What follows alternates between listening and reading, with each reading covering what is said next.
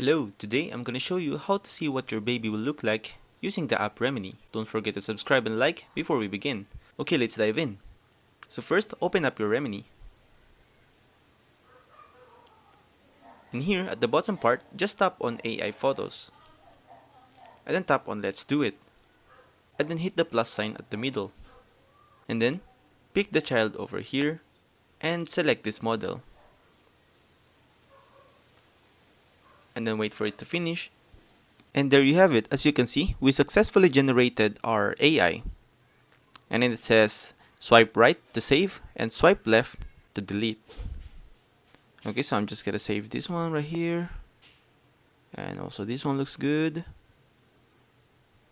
And this one. But anyway, you get the idea, right? And by the way, you can also save a video of your generated AI like this, but I'm not gonna do that.